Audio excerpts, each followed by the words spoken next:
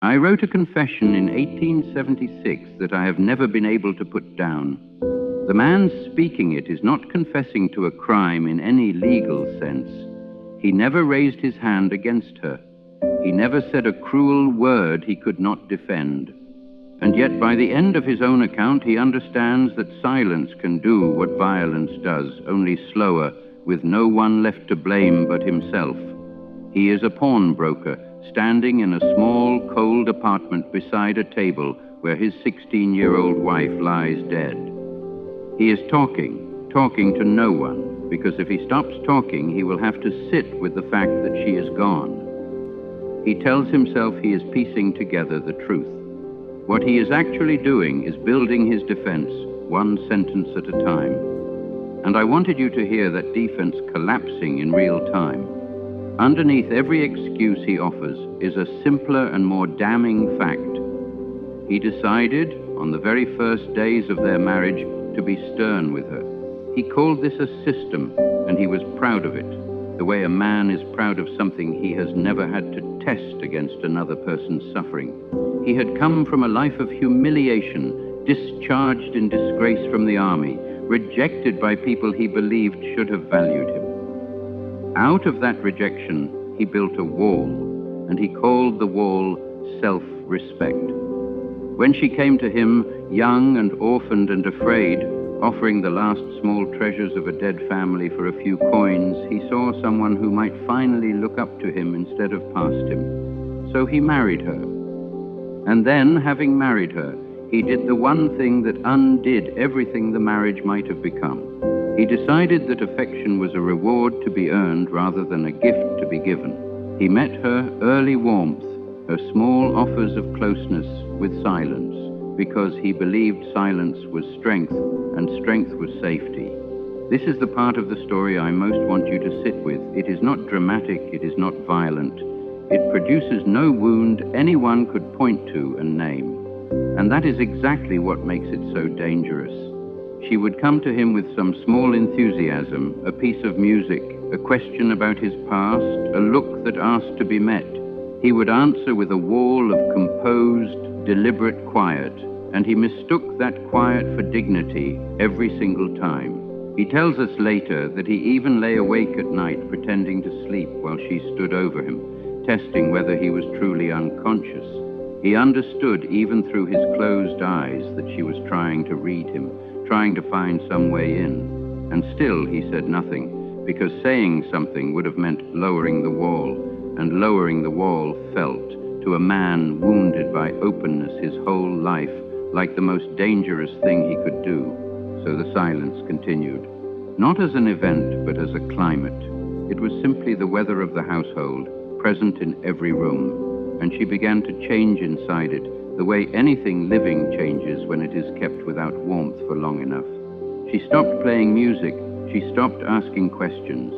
She grew quiet in a different way than before, not the quiet of a girl testing whether she is safe, but the quiet of a person who has stopped expecting to be answered. Here is what troubles me most about the story I wrote. He noticed this change. He noticed it with the same careful attention he noticed everything about her, the way she moved, the way her face shifted, the exact temperature of her replies. But noticing was never the same thing as understanding, and it was certainly never the same thing as responding. He catalogued her decline the way a man catalogues weather patterns with real interest, even a kind of scholarly fascination. But he did not once step outside his own system to ask what his silence was costing her. Asking that question would have required him to admit that his strength had been, all along, a kind of fear, wearing a calmer face. There is a night in the story where she takes out a revolver and stands over him while he pretends to sleep, deciding in that long, unbearable minute whether to end his life. He lies there fully aware of what is happening. And even facing death, he cannot bring himself to open his eyes and speak honestly to her, because his pride will not permit the disruption of his own performance, not even at the cost of his life. She sets the gun down, she walks away, and he still says nothing. I want you to notice that this is the exact center of the whole tragedy. In that silence, he does not merely fail to stop a threat.